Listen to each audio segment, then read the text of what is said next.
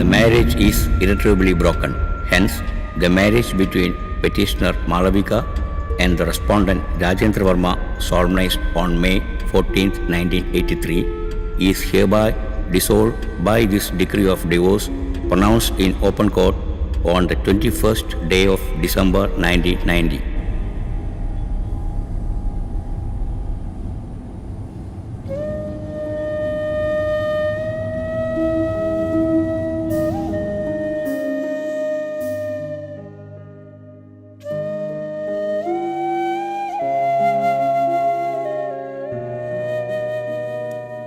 വേർപിരിഞ്ഞ മാതാപിതാക്കളെ ഓർത്ത് 20 വർഷങ്ങൾക്ക് ശേഷവും വേദനിക്കുന്ന രാജ് കാർത്തി എന്ന യുവ സംവിധായകൻ രാവിലെ തന്നെ തുടങ്ങിയോ മാഷ നൊസ്റ്റാൾജിയ?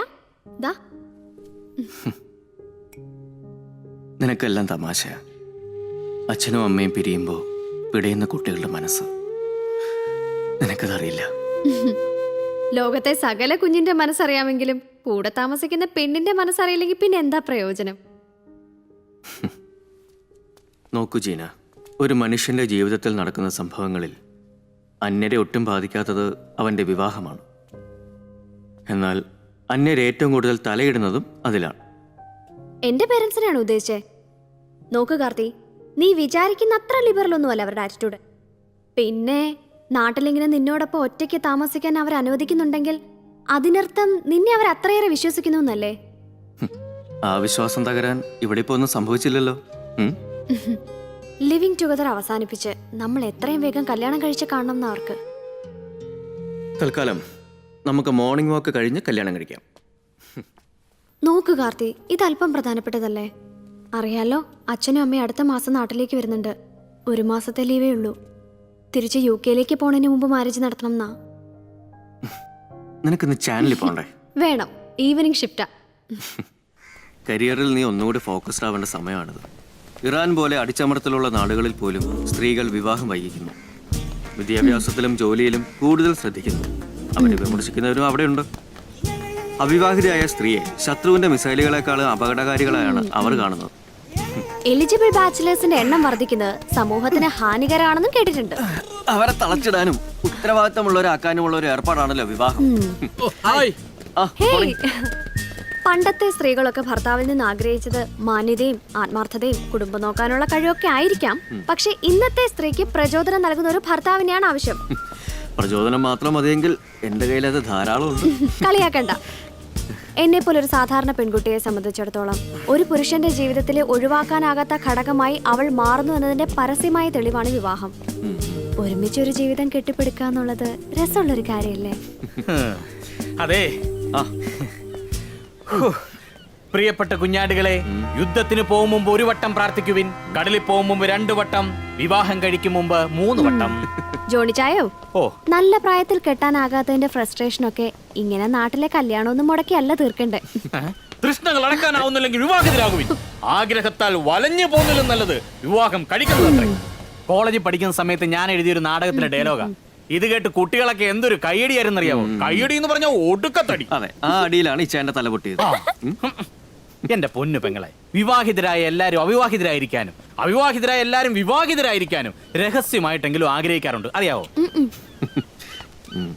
ഇയാള് തിരക്കഥ വായിച്ചോ? പിന്നെ അതുകൊണ്ടല്ലേ ഒരു പ്രകോപനമില്ലാതെ വിവാഹത്തെ കുറിച്ച് ഞാൻ ഇങ്ങനെ വാചാലനായത്. അറിഞ്ഞൂടാത്തോണ്ട് ചോദിക്കാ, ഈ ക്യാമറമാൻ സ്ക്രിപ്റ്റ് ഒക്കെ വായിക്കേണ്ട കാര്യമുണ്ടോ? അല്ല, ഞങ്ങളുടെ ചാനലൊന്നും അങ്ങനത്തെ പരിപാടി ഇല്ല. നമ്മുടെ മലയാള സിനിമയിലും അങ്ങനെയുള്ള പതിവൊന്നുമില്ല. കാരണം മിക്കപ്പോഴും റിലീസിംഗിന്റെ അന്നായിരിക്കുമല്ലോ സ്ക്രിപ്റ്റ് എഴുതി തീരുന്നത്. ചിലരത് കഴിഞ്ഞും തിരുത്താറുണ്ട്.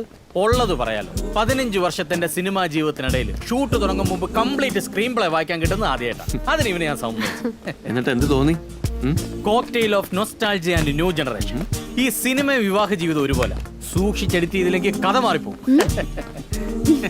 ഞാൻ അതുപോലെ വാചകോടി നിർത്തി ഓടാം. വാ, വേണോ? പോരെ, നമുക്ക് ആംബുലൻസ് സീക്വൻസ് ഇവിടെ തന്നെ പ്ലാൻ ചെയ്യാം. അതൊക്കെ നന്നായിരിക്കും.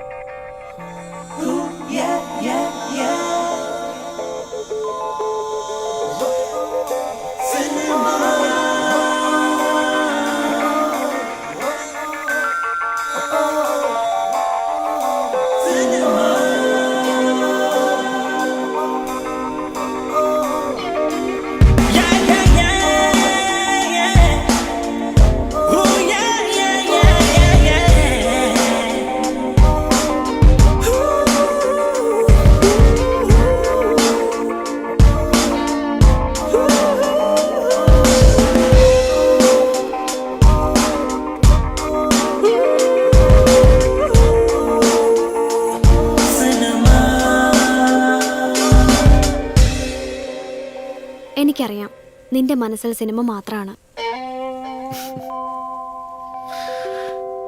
നിന്റെ മനസ്സിൽ പ്രണയവും. പിന്നെ അച്ഛനും അമ്മയോട് ഞാൻ എന്താ പറയണ്ടേ? സിനിമ കഴിയട്ടെ.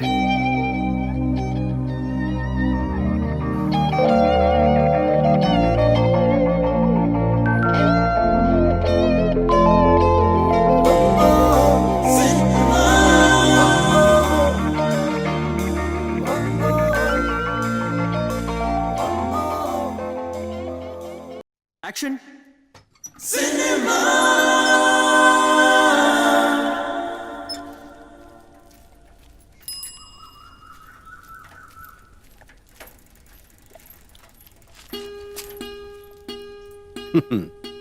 ജമീല എന്നല്ലേ പേര്? അതെങ്കിലോ?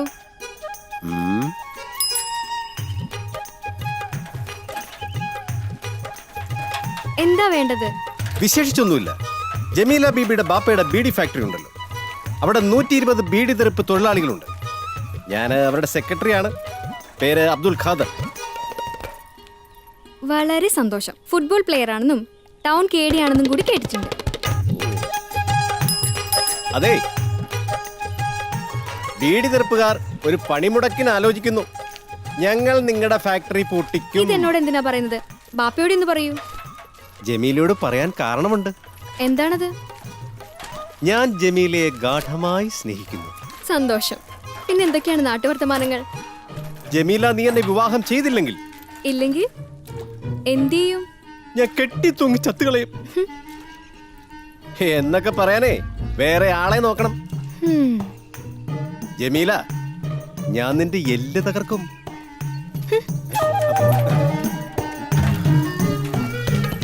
ജമീല, എന്റെ ജീവിതം നീ പാഴാക്കരുത്. നിന്നെ ഞാൻ ഗാഠഗാഠം സ്നേഹിക്കുന്നു. നിന്റെ വസ്ത്രങ്ങളെ സ്നേഹിക്കുന്നു. നിന്നെ ഞാൻ ഇഞ്ചിഞ്ചായി സ്നേഹിക്കുന്നു. നീ നടക്കുന്ന ഈ പുഴയോരത്തെ സ്നേഹിക്കുന്നു. കാണുന്ന യുവതികളെല്ലാം വഴിക്ക് തടഞ്ഞിരുത്തി ഇങ്ങനെ പ്രേമപ്രസംഗം ചെയ്യാറുണ്ടല്ലേ? ഇല്ല ജമീല, നിന്നോടല്ലാതെ മറ്റൊരു പെണ്ണിനോട് ഞാൻ മിണ്ടിയിട്ട് പോലുമില്ല, നോക്കിയിട്ട് പോലുമില്ല. ഇനി മിണ്ടുകയുമില്ല, നോക്കുകയുമില്ല. ജമീല, നീ എന്റെ കണ്ണിലെ കാഴ്ചയാണ്. പിന്നെ നിനക്ക് ഞാനും എനിക്ക് നീയും.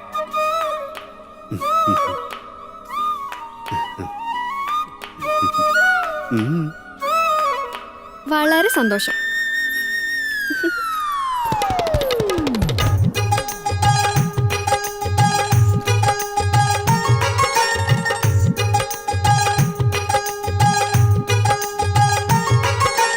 ഇങ്ങനെ യുദ്ധം തുടങ്ങി. വാക്ക് തർക്കങ്ങളുണ്ടായി. വീട്ടുകാരെതിര്, നാട്ടുകാരെതിര്, പണിമുടക്ക്, ബഹളം. കാലം 50 വർഷം മുമ്പാണെന്ന് ഓർക്കണം. ഒടുവിൽ എന്തിനാ, ജമീല ബീബിയെ അബ്ദുൽ ഖാദർ സാഹിബ് വിവാഹം കഴിച്ചു. അങ്ങനെ സന്തോഷത്തിൽ കഴിഞ്ഞു വരുമ്പോൾ അതാ വരുന്നു